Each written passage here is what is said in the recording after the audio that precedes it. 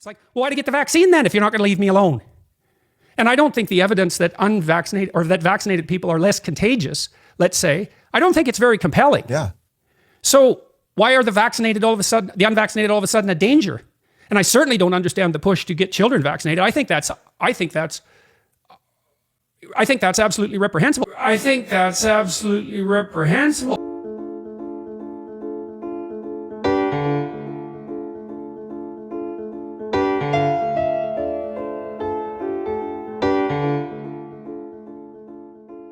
Canadians who aren't vaccinated now cannot leave the country. Yeah. Like, what the hell? Why is that? And look, I got vaccinated and people took me to task for that. And I thought, all right, I'll get the damn vaccine. Here's the deal, guys. I'll get the vaccine. You leave me alone. And did that work? No. So stupid me. How's life in Toronto right now? In relationship to the COVID restrictions, I talked to a senior advisor to one of the provincial governments a couple of weeks ago. He told me flat out that the COVID policy here is driven by nothing but opinion polls related to the popularity of the government. No science, no end game in sight, no real plan. And so what that means is that the part of the population that's most afraid of COVID, I know it's 50% of Democrats believe that you have a 50% shot at getting hospitalized if you catch COVID, and 25% of Republicans. And so I suspect it's similar in Canada. And so policy is being driven by people who are more afraid than they should be. And well, it was a very disheartening conversation because I trust this guy and he knows what he's talking about. And so, I wouldn't say I'm cynical about governments exactly, because cynicism it's a cheap shortcut to approximating wisdom, let's say. And you have to be judicious in your criticisms.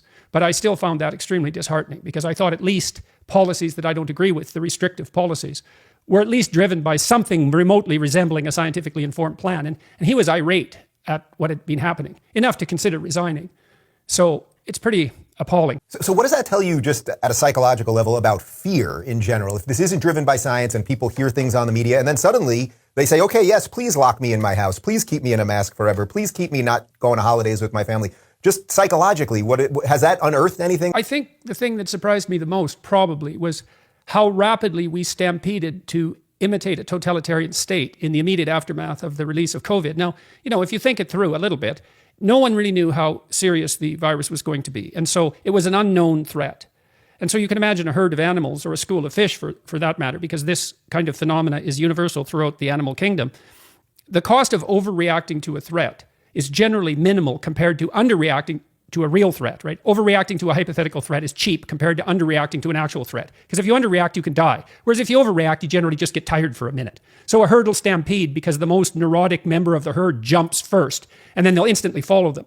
And that's kind of what we did in the early stages of the pandemic. The Chinese acted first. Now, unfortunately, they are a totalitarian state, and we all followed. And that's excusable in some sense, because we didn't know what sort of threat we were facing. But then the breakdown, it's really appalling in Canada, the breakdown of our rights, let's say, for mobility, for freedom of speech, etc.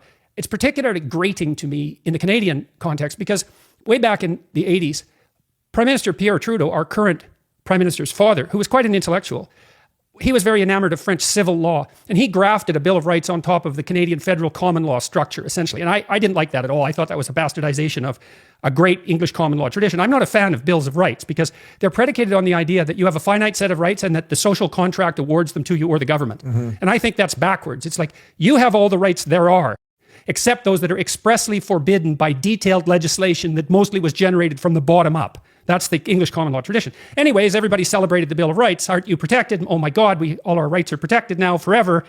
It was Pierre Trudeau's major accomplishment, hypothetically. Now we have his son, and it's like, yeah, what's it good for? My father isn't vaccinated. He decided not to, partly because they were telling him he had to. And he has his other reasons. I have family members who aren't vaccinated for health reasons, who also had COVID twice and didn't really feel they needed to be vaccinated. In any case, it's extraordinarily annoying to see this happening, and to then find out that there's nothing behind it except like the most instrumental and cowardly random polling is extremely disheartening and also maddening and also angering, all of those things at once. Do you think it's possible that the polling is out of whack too? I mean, you've been doing polling forever, right? I mean, this is one of the things. Of course it's out of whack. How do you get accurate polling data? Okay, over what time frame? You're going to poll every day? How about every hour? How about every minute? Every week? Every 2 weeks? Who answers the phone calls when you do the polls? How did you construct the questions? Are you eliciting a particular kind of answer because you paid insufficient attention to the way the question was posed? Et cetera, et cetera. So it's not guidance from the polls. It's a quasi-informed random walk, which is a lot easier than thinking it through. But to see that happening in spite of the much vaunted protection for our rights, like, Canadians who aren't vaccinated now cannot leave the country. Yeah. Like, what the hell? Why is that? And look, I got vaccinated and people took me to task for that. And I thought, all right, I'll get the damn vaccine. Here's the deal, guys. I'll get the vaccine. You leave me alone. And did that work? No. So stupid me.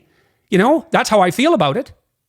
It's like, well, now I have to get tested for COVID when I come back into Canada. I have to get tested before I leave Canada.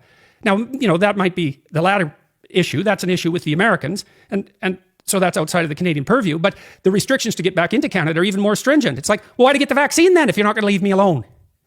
And I don't think the evidence that unvaccinated or that vaccinated people are less contagious, let's say, I don't think it's very compelling. Yeah. So why are the unvaccinated all of a sudden a danger? And I certainly don't understand the push to get children vaccinated. I think that's absolutely reprehensible. And I also can't figure out, Norman Deutsch wrote a piece in Tablet called Needle Points. And one of the things he pointed out was that if you take the top 25 least trusted institutions, in that group, the most distrusted institutions include Big Pharma. Mm-hmm. And for good reason. And he details out the lawsuits that Big Pharma has had to pay because of misbehavior on their part, broadly speaking, multiple companies over the last 20 years. And they're the biggest lawsuits in American history, which is really saying something because your court system is set up so that big lawsuits are really possible. Right. And so I see the leftists, all of a sudden, it's like Big Pharma. Yeah, trust them. It's like, what? What? Really? You guys? I don't understand that at all. And psychologically, so what's going on here? It's like, well, I think the underlying phenomena is something like, well, as long as it's for health and safety, it's always good. And, not to get conspiratorial here, but the same damn thing is going to happen with the climate change push. Absolutely. It's already being reconfigured as, well, it's the biggest public health issue of our time. It's like, no, I don't think so. I think overreaching bureaucrats are the biggest health, what would you say? The biggest challenge to our health of our time. I think overreaching bureaucrats are the biggest challenge to our health.